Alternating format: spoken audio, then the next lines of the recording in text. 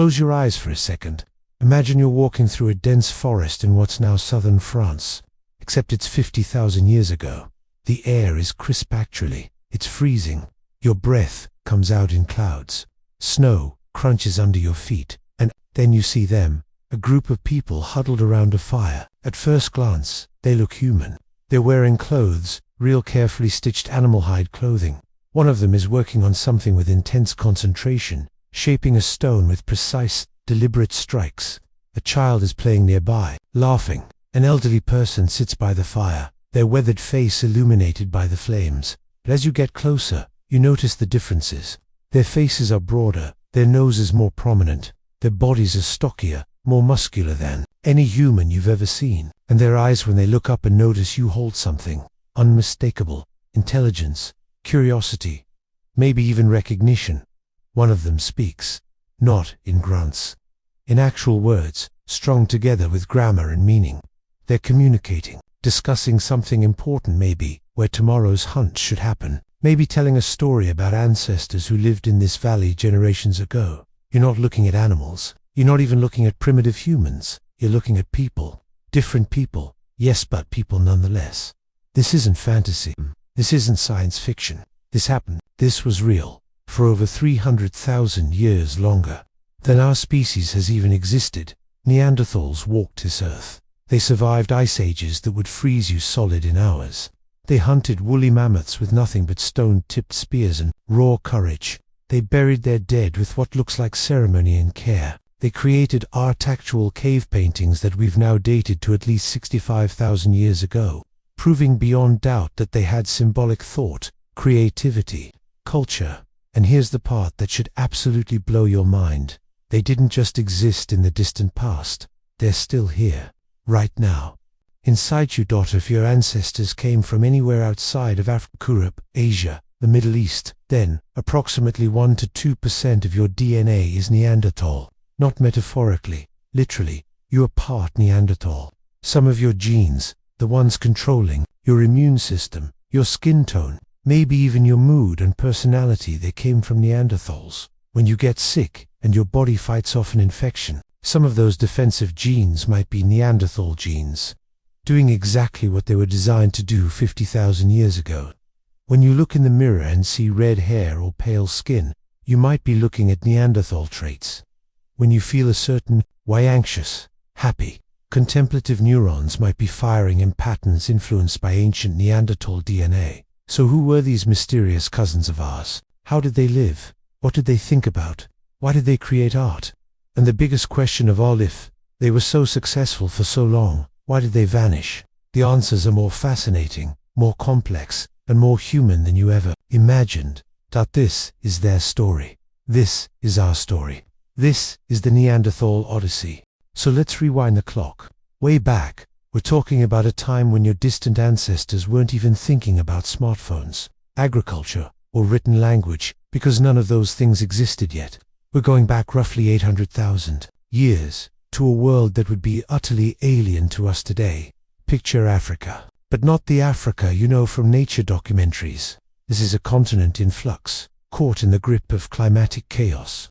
Ice ages are coming and going like seasons. Forests are turning into savannas, and savannas are turning back into forests. And somewhere in this turbulent landscape, there's a population of early humans, our common ancestors, who are about to split into different evolutionary paths. These weren't modern humans. They weren't Neanderthals either. Scientists call them Homo heidelbergensis, though there's ongoing debate about the exact classification. What we do know is that these were the last common ancestors shared by both Neanderthals and Homo sapiens. Think of them as the grandfather species, the root from which two very different branches would grow. Now, here's where it gets interesting. Some populations of these early humans stayed in Africa over hundreds of thousands of years, dealing with African environments and challenges. They would eventually evolve into us Homo sapiens. But other groups, they did something bold. They left. Why would anyone leave Africa? Well, populations expand, resources become scarce, climate shifts, forced migrations, or maybe some groups were just naturally curious, venturing beyond familiar territories in search of new hunting grounds. Whatever the reason, Somewhere between 600,000 and 800,000 years ago, groups of Homo heidelbergensis began migrating northward and eastward into Europe and Western Asia. And let me tell you, this wasn't like moving from one city to another. This was entering an entirely different world. These migrants were leaving the relatively warm, stable environments of Africa and heading into the unpredictable, often brutal climates of Ice Age Europe. We're talking about landscapes dominated by glaciers, frozen tundras, and winters that could kill you in hours if you weren't prepared. But here's the thing about evolutionite: doesn't care about your comfort. It only cares about survival. And these early migrants, they survived. More than that, they adapted in ways that would fundamentally change their bodies, their biology, their very DNA. Over tens of thousands of years, isolated from their African cousins, these European and Asian populations began to change. Natural selection worked its magic. Those who could better withstand the cold, who could hunt the megafauna that roamed the frozen steppes, who could survive on the particular foods available in these harsh environments, those individuals had more children. Their traits got passed down. Generation after generation, the changes accumulated.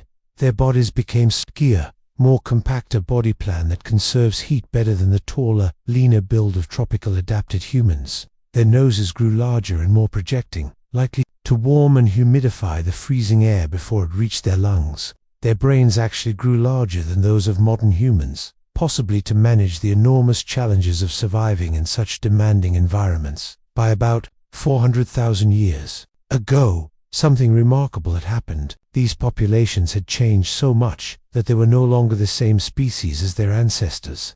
They had become something new, something distinct. They had become Neanderthals. The name, by the way, comes from where the first recognized Neanderthal fossils were discovered, the Neander Valley in Germany. Back in 1856, a group of quarry workers stumbled upon some strange bones in a cave, and the rest, as they say, is history. Though, to be fair, those workers had no idea what they'd found. It would take years of scientific debate before people accepted that these weren't just deformed modern humans, but an entirely different species of human that had once walked the earth. Now, let's talk geography for a moment, because it matters. Neanderthals weren't scattered randomly across the planet. They had a very specific range. Their territory stretched from Western Europe, Spain, France, Britain, all the way across to Central Asia and the Middle East. We've found Neanderthal remains from Portugal to Siberia, from Wales to Israel. This was their world.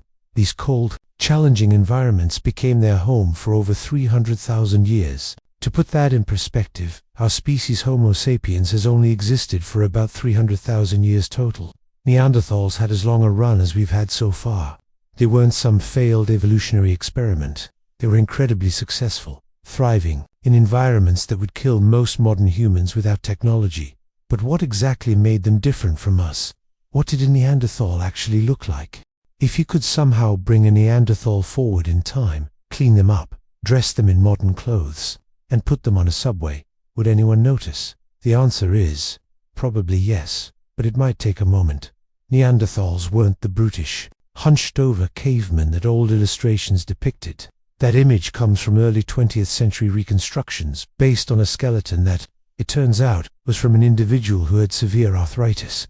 Talk about bad luck. Your species gets defined by science based on someone who had a chronic condition. In reality, Neanderthals stood upright, just like us. They walked with the same gait, had the same basic skeletal structure, but the details. That's where things get interesting. First, let's talk about the skull.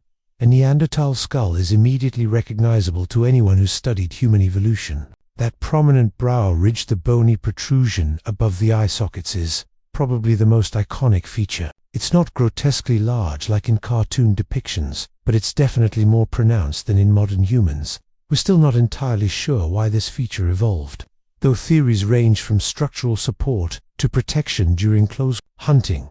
Their face was different too. Where modern human faces are relatively flat, Neanderthals had what's called mid-cell progasinus. His face projected forward more, especially in the nasal area. Their nose was larger, wider, and had a more prominent bridge.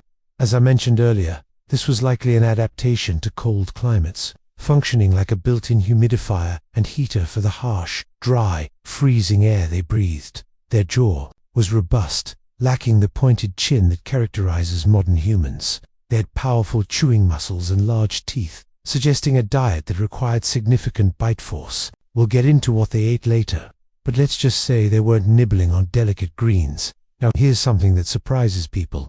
Neanderthal brains were actually larger than ours. On average, their cranial capacity was about 1,500 cubic centimeters, compared to our average of about 1,400. Does that mean they were smarter? Not necessarily. Brain size doesn't directly correlate with intelligence. What matters more is brain structure and organization. But it does tell us that they had significant cognitive capabilities. You don't maintain a large, energy-hungry brain unless it's providing serious survival advantages. Moving down from the head, the Neanderthal body was built like a tank, where modern humans tend toward a more gracile build, relatively slender bones and lighter musculature. Neanderthals were robust. The bones were thicker and denser. Their rib cage was barrel-shaped and wider. Their limbs were shorter relative to their torso. This body plan follows something called Bergmann's rule and Allen's rule. Ecological principles that describe how animals adapted to cold climates tend to have stockier bodies and shorter limbs to minimize heat loss. The more compact your body, the less surface area you have relative to your volume, which means you lose heat more slowly. In the brutal Ice Age winters of Europe, this wasn't just advantageous, it could be the difference between life and death. But here's where it gets even more interesting. Neanderthals weren't just built for cold tolerance, they were built for strength. Analysis of their bone structure shows attachment points for muscles that were significantly more developed than in modern humans. Their hand bones show evidence of incredibly powerful grip strength, where patterns on their teeth suggest they routinely used their mouths as a third hand to grip materials while working. Think about that for a second. These people were strong, really strong. Some anthropologists have suggested that an average Neanderthal might have been able to overpower even a well-trained modern athlete in tests of pure strength. This makes sense when you consider their lifestyle. They were ambush hunters going after massive ice age animals, woolly mammoths, woolly rhinoceroses, giant elk, cave bears. They didn't have projectile weapons that could kill from a distance. They had to get up close and personal with animals that could easily kill them. You needed strength, speed, and courage in equal measure. Their skeleton also tells us about their lives in other ways. Many Neanderthal remains show evidence of healed injuries, broken bones that had mended, sometimes poorly. One famous specimen, known as Shenadar, one from Iraq, he had a crushed eye socket, a withered arm, probably from an injury earlier in life, and a leg injury yet he survived to around 40 years old, which was quite elderly for that time period. The fact that he survived with such disabilities suggests he was cared for by his group. We'll come back to that later when we talk about Neanderthal culture and social behavior. Now, let's get into something really mind-blowing, the genetics. Because in the last couple of decades, our understanding of Neanderthals has been completely revolutionized by our ability to extract and sequence ancient DNA.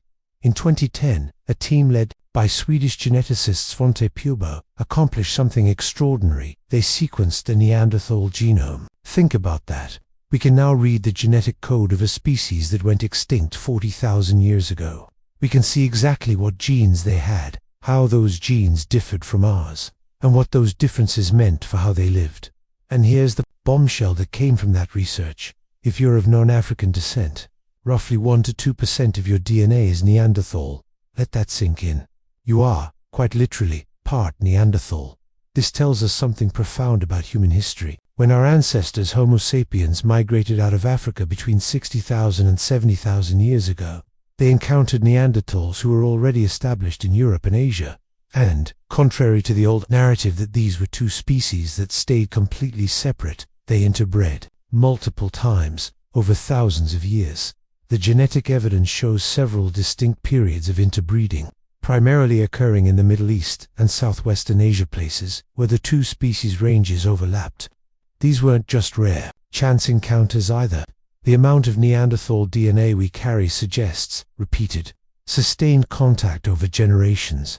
What's fascinating is that different modern populations carry different Neanderthal gene variants, depending on which Neanderthal populations their ancestors interbred with. East Asians tend to carry slightly more Neanderthal DNA than Europeans. suggesting additional interbreeding events or different population dynamics in Asia. But here's where genetics gets really practical and relevant to your life today. Some of those Neanderthal genes actually do stuff. They're not just silent remnants of the past, they actively influence your biology right now. Some Neanderthal gene variants affect your immune system. This makes perfect sense when you think about it. When Homo sapiens migrated out of Africa, they encountered new pathogens, diseases they'd never been exposed to before. Neanderthals, who'd been living in these regions for hundreds of thousands of years, had evolved immune responses to local diseases. By interbreeding, our ancestors essentially acquired a genetic software update for their immune systems, inheriting resistance to pathogens that had plagued Neanderthals for millennia. Even today, some Neanderthal genes are associated with immune responses to various infections. It's likely that inheriting these genes gave early Homo sapiens a significant survival advantage as they spread across Eurasia. But not all Neanderthal genes are beneficial. Some variants we inherited are associated with increased risk for certain conditions. There are Neanderthal gene variants linked to type 2 diabetes, Crohn's disease, lupus, and even depression. Other variants affect skin and hair traits, some of the genes influencing skin tone, hair color, and texture in modern Europeans come from Neanderthals. Why would we keep genes that increase disease risk? Well, evolution doesn't optimize for modern environments, it optimizes for the environments our ancestors faced. A gene that increases diabetes risk today might have provided advantages in Ice Age Europe, perhaps by affecting how the body stored fat or processed energy. The environment has changed faster than our genes can adapt. There's also evidence that Neanderthal genes affect behavior and cognition. Some variants are associated with mood disorders, pain sensitivity, and sleep patterns. One Neanderthal gene variant affects whether you're a morning person or night owl. Another influences how much pain you feel from certain stimuli. This raises fascinating questions about Neanderthal psychology and behavior. If we're carrying their genes that affect mood and cognition, what were Neanderthals like as individuals? Did they experience depression, anxiety, joy, curiosity in the same ways we do? The genetic evidence suggests the answer might be yes. We shared more with them psychologically than we ever imagined. The DNA research has also revealed specific adaptations to cold climates. Neanderthals had gene variants affecting hair and skin that likely made them better adapted to cold weather. Some scientists think Neanderthals might have had red hair and pale skin. At least some populations did. This makes sense for people living in low sunlight environments, where producing vitamin D efficiently is crucial. Their genes also show adaptations related to diet and metabolism. Living in Ice Age Europe meant dealing with extreme seasonal variation in food availability. Neanderthals needed to be able to survive on whatever was available, sometimes lots of meat, sometimes more plant foods, sometimes long periods of scarcity. Their genes reflect these metabolic challenges. But here's something that really drives home how sophisticated genetic analysis has become. We can now track Neanderthal population dynamics over time. The DNA evidence shows that Neanderthal populations went through several bottleneck periods where their numbers crashed dramatically, reducing genetic diversity. This happened during particularly harsh climate fluctuations. When ice sheets advanced and habitable territory shrank, these population crashes meant that later Neanderthal populations had less genetic diversity than earlier ones. Less diversity can mean reduced ability to adapt to new challenges, whether those challenges are environmental changes or new diseases. This might have made them more vulnerable when they eventually encountered the expanding populations of Homo sapiens. The genetic story has fundamentally changed how we view Neanderthals. They're not some distant, alien species. They're family. Literally, they're our cousins, our ancestors, part of us. The boundary between them and us is far blurrier than anyone imagined. And that brings us to the next question. If they were so well adapted, so successful, and even part of our own ancestry, what was their daily life actually like? Alright, so we know what Neanderthals looked like and where they came from. But here's what really matters. What was it actually like to be a Neanderthal? What did you do when you woke up on a cold morning 50,000 years ago in what's now France? Or Spain, or Croatia? Let's start with the most basic necessity, food. For a long time, the popular image of Neanderthals was that they were primarily meat eaters. big game hunters, who lived almost exclusively on mammoth steaks and reindeer roasts. And to be fair, there's plenty of evidence supporting the idea that meat was a huge part of their diet. But the reality, as we've discovered, is more nuanced and frankly more interesting. Neanderthals were adaptable opportunists. They ate what was available. And what was available changed dramatically, depending on where they lived and what season it was. In colder regions and during Ice Age peaks, yes, they relied heavily on meat. And we're not talking about easy prey here. Neanderthals hunted some of the most dangerous animals imaginable. Woolly mammoths that stood 11 feet tall at the shoulder. Woolly rhinoceroses with massive horns. Cave bears that could weigh over 1,000 pounds. Giant elk with antlers spanning 12 feet across. Wild horses, bison, reindeer, ibex, if it moved and had meat on it. Neanderthals figured out how to hunt it. But here's the thing that makes this even more impressive. They were doing this without projectile weapons. Let me repeat that. No bows and arrows. No spear throwers. Their hunting technology was almost entirely close-range. Neanderthals used thrusting spears, weapons that required you to get within stabbing distance of your prey. Imagine trying to take down a woolly mammoth with a pointed stick. Even a smaller animal like a wild horse or deer could easily kill you with a kick or by goring you with antlers. The injury patterns we see on Neanderthal skeletons, broken ribs, fractured skulls, puncture wounds, match the injury patterns seen in modern rodeo riders. That tells you something about how physical and dangerous their hunting was. So how did they do it? Teamwork, strategy, and intimate knowledge of animal behavior.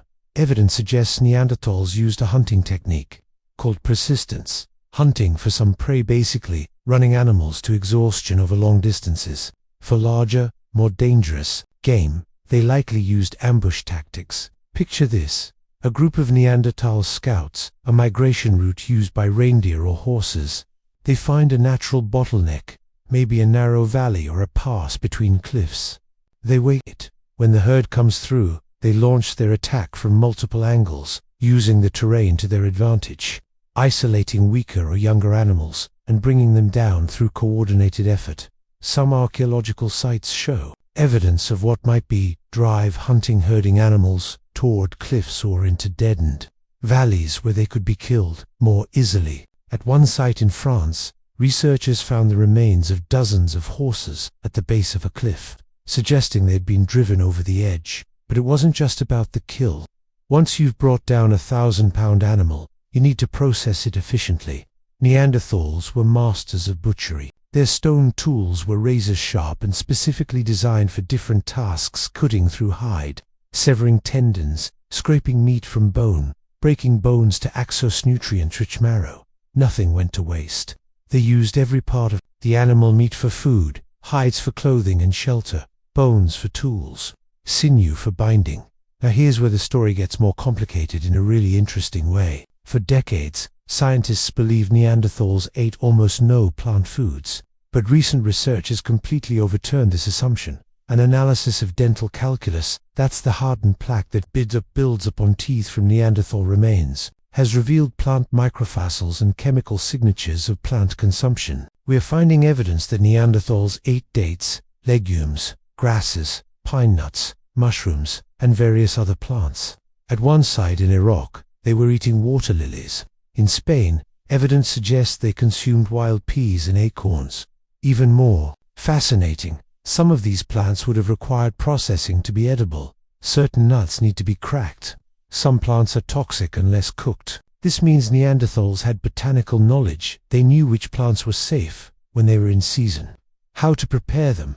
There's even evidence they might have used medicinal plants. At one site, researchers found traces of plants with no nutritional value but known medicinal properties, plants that could reduce pain or fight infection. One individual had been chewing on poplar bark, which contains salicylic acid, the active ingredient in aspirin. Another had consumed yarrow and chamomile, both known for medicinal uses. Were they self-medicating? The evidence certainly suggests it's possible. Their diet also varied geographically. Neanderthals living in coastal areas exploited marine resources: fish, shellfish, even dolphins. Sites in Gibraltar have yielded evidence of mussels, limpets, and other shellfish being consumed. In Italy, Neanderthals were diving to collect clams from the seafloor. This isn't the behavior of brutes. This is sophisticated resource exploitation requiring knowledge, planning, and skill. So what about shelter? Where did Neanderthals live? The cave-dwelling stereotype isn't entirely wrong, but it's incomplete. Yes, Neanderthals used caves extensively, especially in colder climates. Caves provided ready-made shelter from wind, snow, and predators. Archaeological sites in caves have yielded incredible amounts of evidence about Neanderthal life tools, food remains, hearths, living floors. But caves weren't always available, and Neanderthals certainly didn't spend all their time in them. Evidence from open-air sites shows they also built structures. Post holes, arrangement of stones, and patterns of artifacts suggest they constructed shelters using wooden frames covered with animal hides, basically prehistoric tents. At one site in Moldova, researchers found a structure made from mammoth bones, a framework of skulls, long bones, and tusks that would have been covered with hides to create a dwelling. This required serious planning and effort. Mammoth bones are heavy. Arranging them into a stable structure takes engineering sense inside their living spaces. Whether caves or constructed shelters, Neanderthals organized their activities. They had specific areas for different tasks, one area for tool-making, another for butchering, another for sleeping. This isn't random occupation, it's spatial organization, evidence of structured thinking. And critically, they had fire. Controlled use of fire is one of the most important technological achievements in human evolution, and Neanderthals were masters of it. Fire provided warmth in freezing climates, making survival possible in northern latitudes during winter. Fire provided light, extending productive hours into the evening. Fire allowed cooking, which makes food safer and easier to digest, unlocking more nutrients. Fire provided protection from predators. Few animals will approach a burning fire. And fire was a social focal point, a place where the group gathered. Evidence shows Neanderthals didn't just use naturally occurring fires. They could create fire on demand. They understood which stones could strike sparks when hit together. They knew which materials made good tinder. They could nurture embers and keep fires burning for extended periods. At some sites, layers of ash and charcoal show hearths that were used repeatedly over hundreds or even thousands of years. Let's talk about intelligence, because for a long time, Neanderthals got a bad rap in the IQ department. They were portrayed as dim-witted primitives who got outcomputed by smarter Homo sapiens. But the archaeological evidence tells a very different story. Neanderthals were skilled craftspeople and sophisticated tool makers. Their primary stone tool technology is called masterion, named after a site in France where these tools were first systematically studied. But calling them just stone tools doesn't do them justice. Creating a masterion tool wasn't like picking up a rock and hitting things with it. It required a technique called Levallois reductina, method of stoneworking, so complex that modern people need significant training to master it. Here's how it works. You start with a carefully selected stone core, usually flint or similar fine-grained rock. You have to understand the stone's internal structure, how it will fracture, where the stress points are. You prepare the core through a series of precise strikes, creating a specific shape. Then, with a single well-placed blow, you detach a cliff like that's already the right shape and sharpness for your intended purpose. It's like sculpting and engineering combined. This isn't trial and error. This requires mental planning. You have to visualize the finished tool before you start and work backward to figure out the steps needed to create it. That's abstract thinking, sequential planning, and fine motor control, all wrapped together.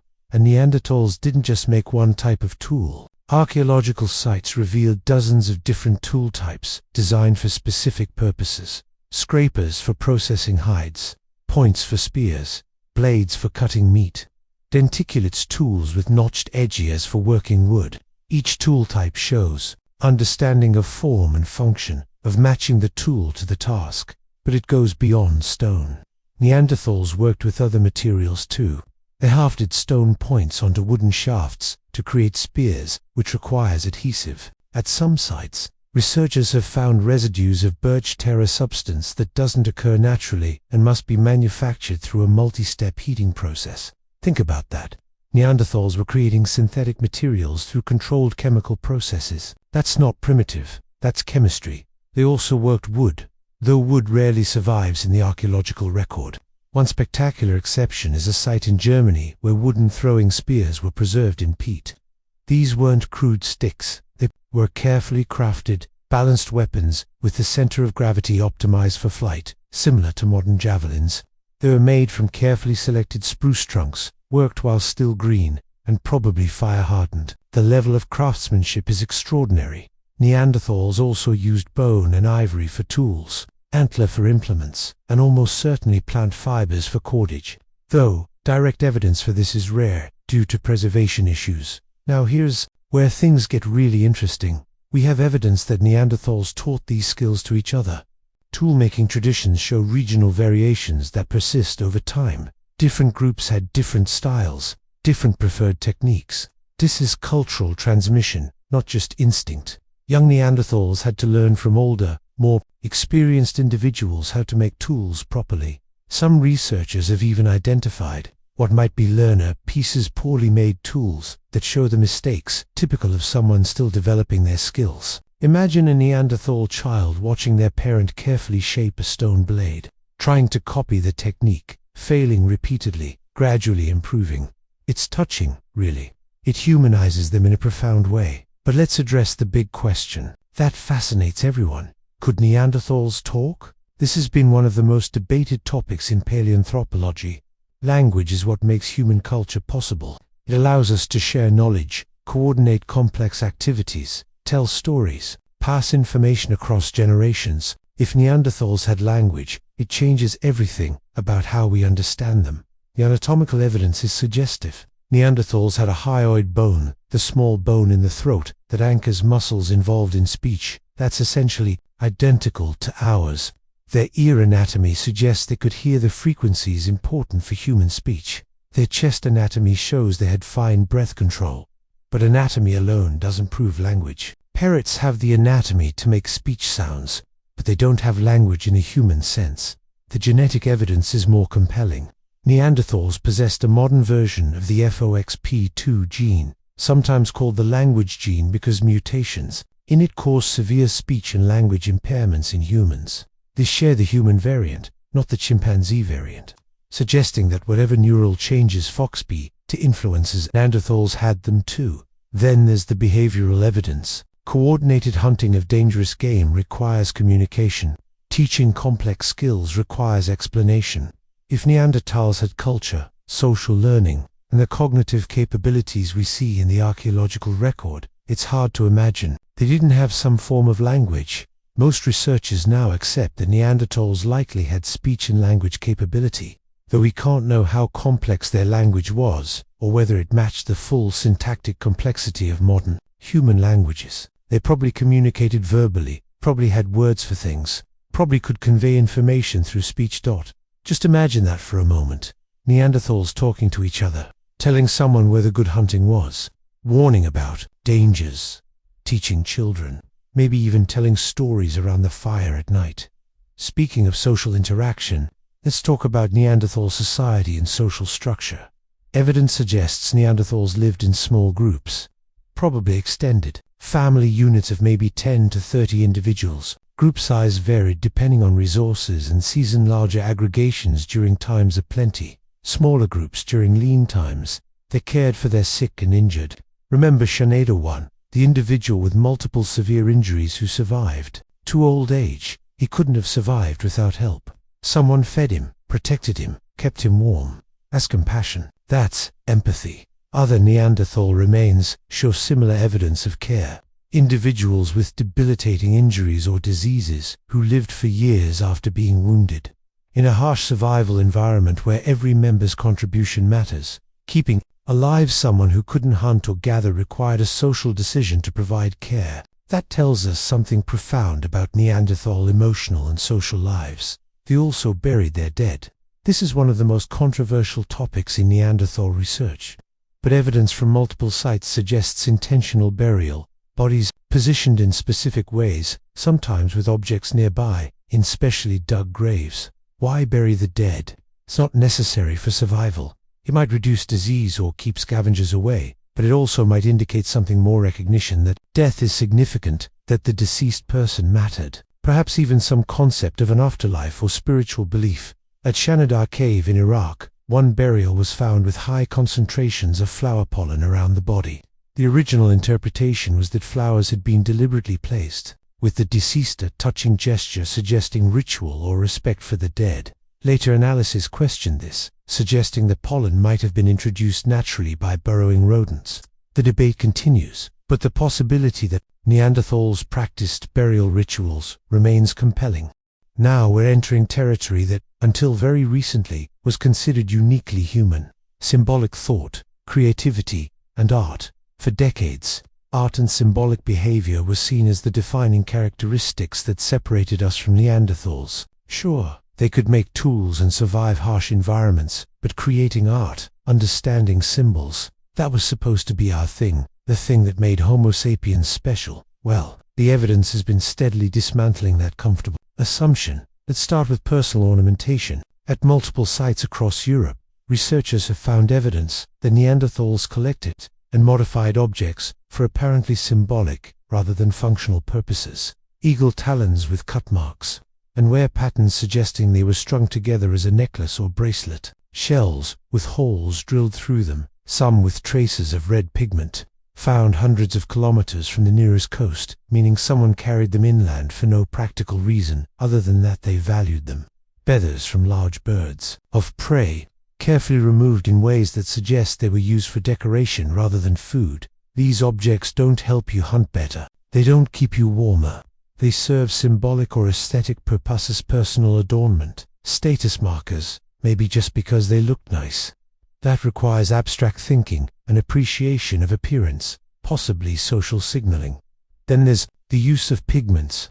Neanderthals collected and processed ochre and manganese dioxide minerals that produce red, yellow, and black pigments. What were they doing with these? We're not entirely sure, but possibilities include body painting, hide decoration, or marking objects. Body painting in particular is fascinating to think about. If Neanderthals painted their bodies, that suggests self-awareness, social signaling, possibly ritual or ceremonial activities. It suggests they had concepts of identity and appearance that went beyond simple survival. But the real bombshell in Neanderthal art research came in 2018. A study using advanced uranium-thorium dating examined cave paintings in Spain's geometric shapes, lines, and hand stencils in 3 different caves.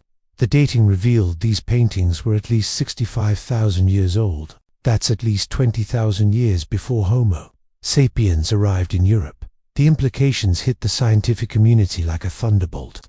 Neanderthals made cave art. Not maybe, not possibly they did it. They mixed pigments, they created designs. On cave walls, they left their handprints as a record of their presence.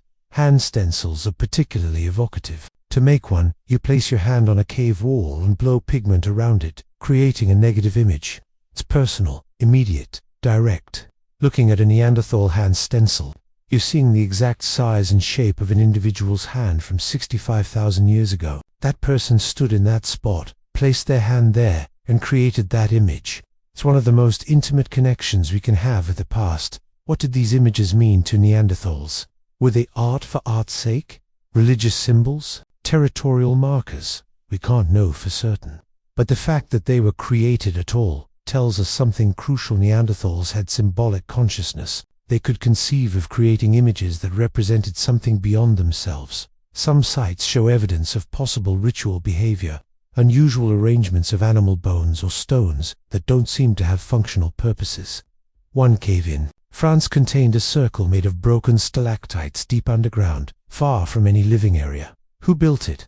Why? We don't know, but it seems deliberate, purposeful. There's also controversial evidence of possible musical behavior. Bone flutes found at Neanderthal sites have been debated. Are they deliberately crafted instruments, or bones that were chewed by animals in ways that coincidentally created holes? The jury's still out, but the possibility that Neanderthals might have made music is tantalizing. All of this evidence points toward something profound. Neanderthals had complex inner lives. They didn't just exist, they experienced existence. They had thoughts, emotions, relationships, possibly beliefs and values. They knew joy and sorrow. They felt pain and probably fear. They experienced loss when loved ones died. They might have wondered about the world, asked questions, sought meaning. When you look at the evidence as a whole, the care for the injured, the burial of the dead, the creation of art, the use of symbols, you're looking at beings who were fundamentally like us in the ways that matter most, not in the small details of anatomy or the specific tools they made, but in the big things: consciousness, emotion, culture, the drive to create and express. This raises uncomfortable questions about how we think about other species and other forms of intelligence. If Neanderthals were this cognitively sophisticated, this emotionally complex, what does it mean that they're extinct? What does it mean that we survived and they didn't? And here's maybe the most unsettling thought. If you could somehow travel back 50,000 years and encounter a Neanderthal family, parents, children, sitting around a fire after a successful hunt, maybe telling stories or singing, would you recognize them as people? Would they recognize you? The evidence suggests the answer would be yes. Across tens of thousands of years, across the boundary between species, there would be recognition, shared humanity, or something very close to it. But if Neanderthals were so capable, so adaptable, so successful for hundreds of thousands of years, why aren't they still here? What happened to cause their extinction? That's the question we'll explore in our final chapter. So here we are, at the most haunting question in all of human evolution. What happened to the Neanderthals? For over 300,000 years, they dominated Ice Age Europe and Western Asia. They survived climate swings that would make our current climate change concerns look tame by comparison. They endured ice ages that buried half of Europe under glacier. They hunted animals that could kill them with a single blow. They raised children in environments that would kill most modern humans in days. And then, somewhere around 40,000 years ago, they began to disappear. By about 30,000 years ago, they were gone entirely except for the fragments of DNA they left behind in us. What could possibly wipe out such a successful, adaptable species? The answer, frustratingly, is that we don't know for certain. What we have instead are theories, each supported by some evidence, each with gaps and uncertainties. The truth is probably some combination of factors rather than a single dramatic cause. Let's start with the most obvious suspect: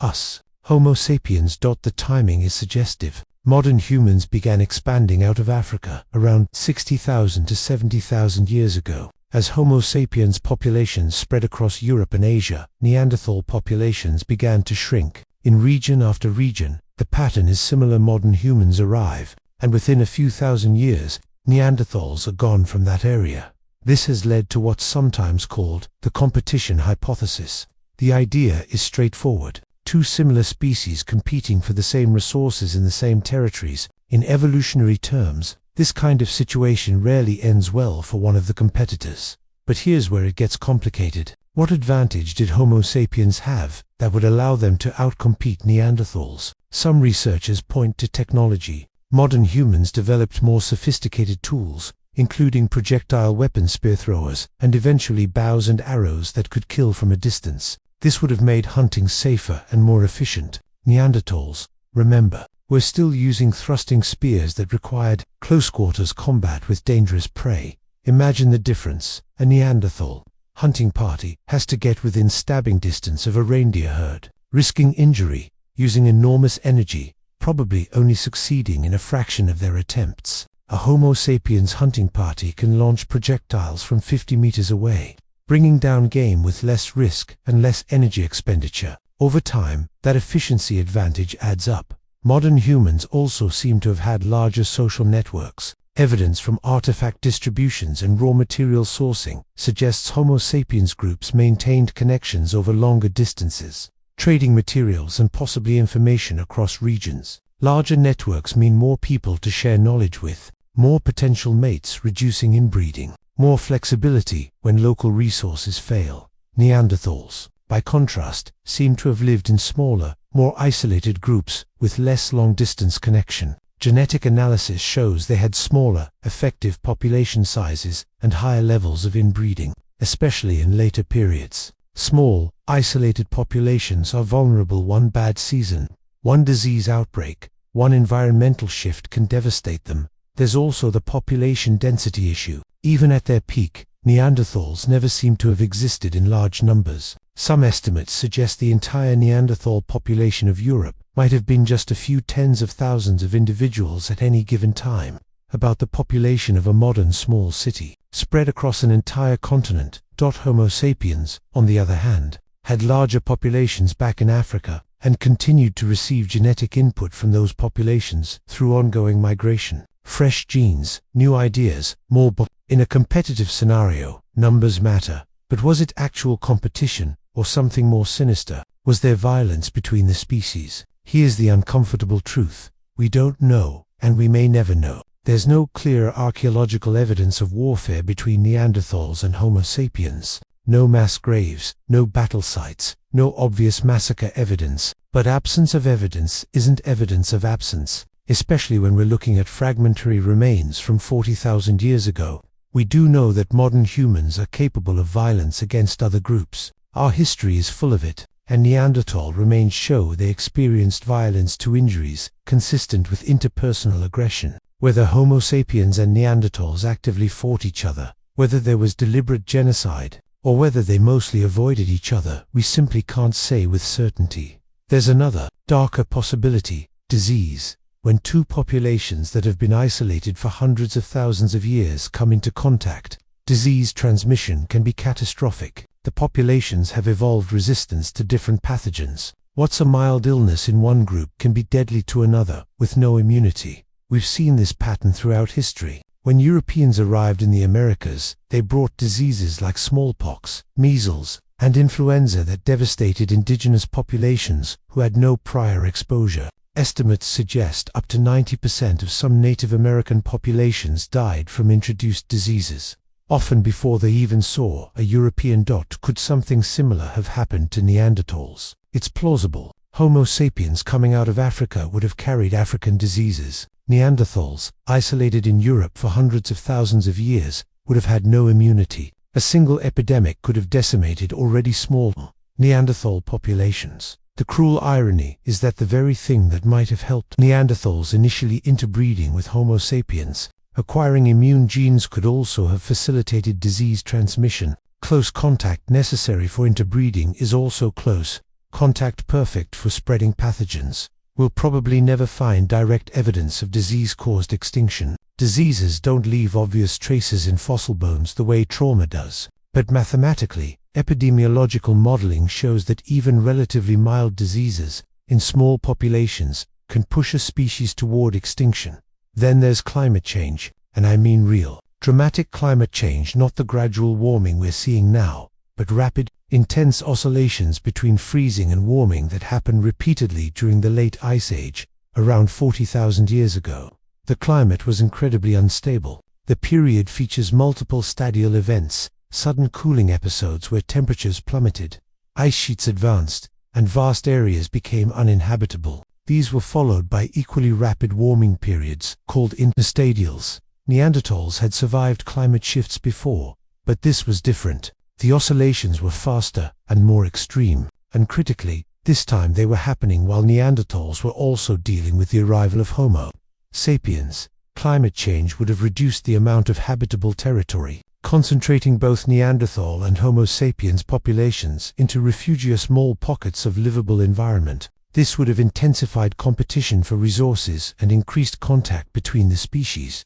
Imagine, you're a Neanderthal group that successfully occupied a valley for generations. Suddenly, temperatures drop, game animals migrate away, plant foods become scarce. You're forced to move to one of the few remaining good hunting territories. But when you get there, you find Homo sapiens groups already established, and they're not interested in sharing. Even without direct violence, this scenario doesn't end well for Neanderthals. They're in smaller groups, with less extensive social networks, and they've just lost their traditional territory. The resources they can access are limited, reproduction rates drop, child mortality increases. Within a few generations, the population crashes. Some researchers have proposed what's called the assimilation hypothesis. This suggests Neanderthals didn't go extinct so much as they were absorbed into the Homo sapiens population through interbreeding. We know interbreeding happened, it's written in our DNA, but was it extensive enough to constitute assimilation? The genetic evidence suggests not. If Neanderthals had been widely absorbed, we'd expect to see much more Neanderthal DNA in modern populations, not just 1 to 2%, but potentially 20%, 30%, or more. What probably happened was limited interbreeding over time, with Neanderthal genetic material slowly being incorporated into the larger Homo sapiens gene pool. But Neanderthals as a distinct population, with their unique culture and identity, still disappeared. There's also the hypercarnivore hypothesis, which focuses on Neanderthal diet and ecology. This theory suggests Neanderthals were too specialized as hunters of large game. When climate shifts caused megafauna populations to crash, Neanderthals couldn't adapt quickly enough. Evidence shows Neanderthal diet was heavily meat-based, especially in colder regions and periods. If they were highly dependent on hunting large animals, and those animals became scarce due to climate change, hunting pressure, or both, Neanderthals would have faced severe food stress. Homo sapiens, with more diverse diets including more plant foods, fish, shellfish, and small game, would have been more flexible. When big game became scarce, modern humans could switch to other food sources. Neanderthals, this theory suggests, couldn't make that switch quickly enough, but recent evidence of plant use by Neanderthals complicates this hypothesis. They weren't purely hypercarnivorous, they did eat plants, so the explanation can't be quite that simple. Let's get specific about the endgame. Where and when did the last Neanderthals live? And what were their final thousands of years like? The extinction wasn't sudden or simultaneous across their range. Instead, it was a gradual retreat. Neanderthal populations disappearing from different regions at different times, shrinking back into smaller and smaller refuges until finally, there was nowhere left to retreat to. Some of the last Neanderthal populations held out in southern Europe, the Iberian Peninsula, southern Italy, the Balkans. These regions, with their warmer climates and greater ecological diversity, provided refuges when northern areas became uninhabitable during cold periods. In Spain, Neanderthals persisted until at least 37,000 years ago, possibly later. Sites in Gibraltar show Neanderthal occupation until around 32,000 years ago, making it potentially one of the very last places they survived. Imagine these final populations, clinging to the southern tip of Europe, perhaps not even aware that they were the last of their kind. What was life like for these final Neanderthals? The archaeological evidence suggests they were under stress. Tool assemblages from late Neanderthal sites sometimes show reduced quality and diversity compared to earlier periods. This could indicate smaller populations with fewer skilled toolmakers, disrupted cultural transmission, or simply people struggling to survive without the time or resources for creating the finest tools. Some late Neanderthal sites show evidence of opportunistic behavior. Whatever materials were available, rather than the preferred high-quality stone they'd used earlier, they were making do with what they had, adapting as best they could to deteriorating circumstances. There's also evidence of what archaeologists call geographic marginalization, late Neanderthals being pushed into less optimal territories, the kind of environments they'd previously avoided, not the prime hunting valleys, but the rocky hillsides and less productive areas. One of the most poignant pieces of evidence comes from genetic analysis of late Neanderthal populations. They show signs of severe inbreeding and reduced genetic diversity. Small, isolated populations mating with close relatives because there were no other options. This is what happens to species on the brink of extinction, the genetic signature of a population in terminal decline. Inbreeding reduces fitness, it increases the likelihood of genetic defects, reduces immune system diversity, makes populations more vulnerable to disease and environmental stress. It's a death spiral. Small populations become inbred, which reduces their viability, which makes the population smaller, which increases inbreeding, until eventually the population can't sustain itself. Did the last Neanderthals know they were disappearing? Could they perceive that their numbers were dwindling, that they were alone? It's impossible to know, but it's hard not to wonder. Did elderly Neanderthals remember when their groups were larger, when there were more families in the valley, when you could travel for days and still encounter your own kind? Did they tell stories of the old days when things were different? Or did the decline happen slowly enough, over enough generations, that no single individual could perceive it? Just gradual change, generation by generation, until one day there was a last child born, a last hunter, a last storyteller, a last individual to carry the ancient Neanderthal consciousness. We don't know exactly when or where the last Neanderthal died. There's no preserved moment we can point to and say, that's when it ended. The archaeological record simply shows their presence fading out, their sites becoming less frequent, then sporadic, then absent. By 40,000 years ago, they were rare. By 35,000 years ago, extremely rare. By 30,000 years ago, they were likely gone. Though a few isolated populations might have persisted, slightly longer in remote refuges. And then, nothing. Silence. A species that had existed for over 300,000 years, that had survived countless challenges, that had loved and laughed and created and endured. Gone. It's one of the great tragedies of natural history. Not a deliberate genocide like we might imagine, but perhaps something worse. Grinding extinction through the confluence of multiple factors, none dramatic enough to point to as the cause, but together, inexorable. Could they have been saved? Could Neanderthals have survived if circumstances had been slightly different? It's tempting to imagine alternate histories. What if climate had been more stable? What if Homo sapiens had migrated to Europe later, giving Neanderthals more time to adapt? What if Neanderthal populations had been larger, more connected, more genetically diverse? But evolution doesn't deal in what, it only deals in what actually happened. And what happened was extinction. Yet here's the twist in this story. Neanderthals didn't completely disappear. Parts of them survived in us. Let's talk about what remains, because while Neanderthals as a distinct species are gone, their legacy is very much alive in our genes, in our bodies, and in what they teach us about ourselves. First, the genetic legacy. That 1 to 2% of Neanderthal DNA in non-African populations might not sound like much, but it's significant. You have approximately 20,000 to 25,000 genes. 2% Neanderthal DNA means about 400 to 500 of your genes came from Neanderthals. That's not trivial. And here's something fascinating. Different people carry different Neanderthal genes. If you could somehow combine all the Neanderthal DNA fragments scattered across all modern humans, you'd recover roughly 20% of the Neanderthal genome. Collectively, we're carrying around a significant chunk of their genetic heritage. What are these Neanderthal genes doing in us? Well, quite a lot, actually. Some affect your immune system, as we discussed earlier.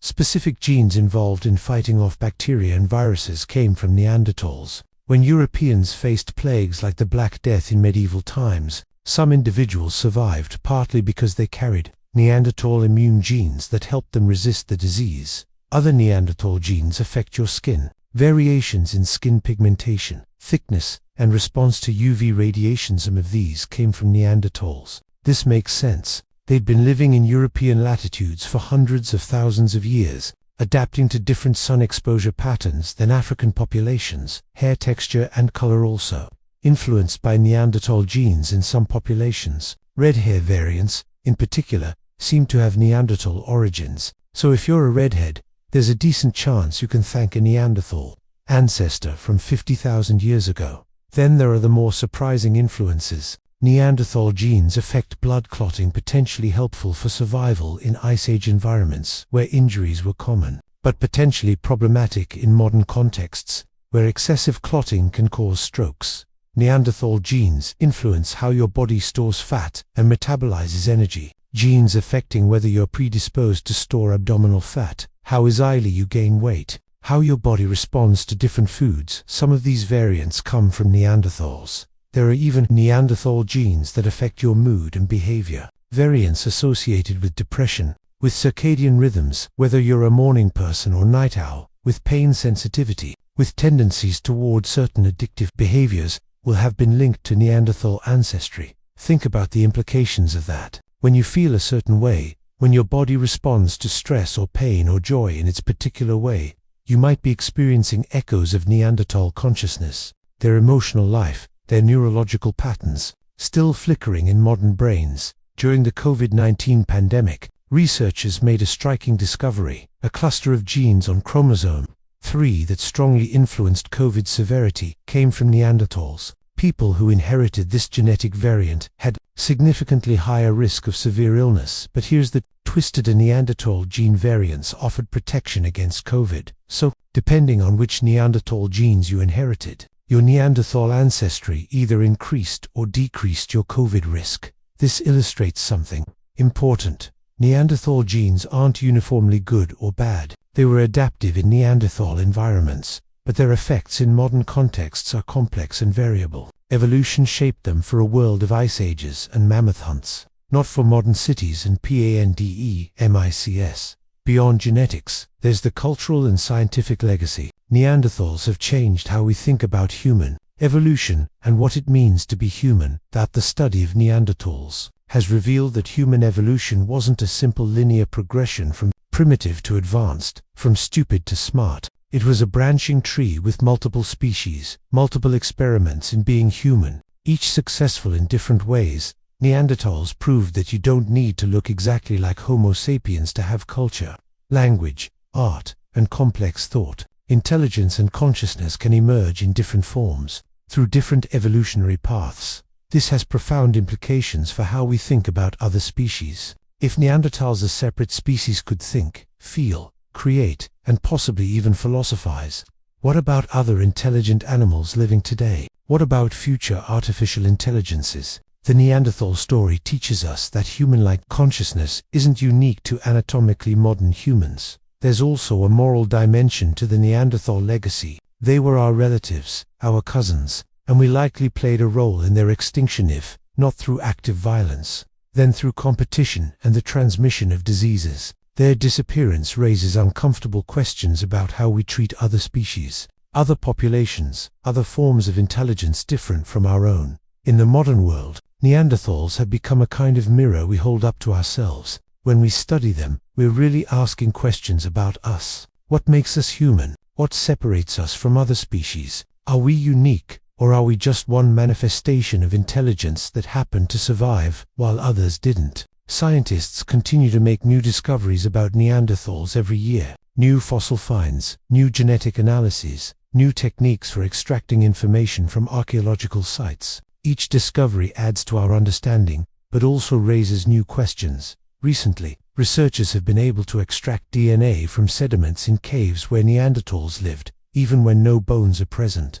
This is revealing information about population movements and interactions we never could have accessed before. Advanced imaging techniques are allowing scientists to examine the internal structure of Neanderthal bones, revealing growth patterns and stress markers that tell us about their lives in unprecedented detail. Chemical analysis of Neanderthal teeth is revealing what they ate, where they traveled, even what seasons they were born in. Each tooth is like a biographical record, capturing information about an individual's life, and the synthesis of all this information, archaeological, anatomical, is painting an ever more detailed picture of who Neanderthals were. We're closer now than ever before to truly understanding them, to seeing them not as dim-witted primitives, but as complex people with lives and cultures as rich as our own. If you could meet a Neanderthal today, what would you say? What would you ask them? Maybe you'd ask about their lives, what it was like to hunt mammoth, to survive winters that would kill modern humans, to raise children in such harsh conditions.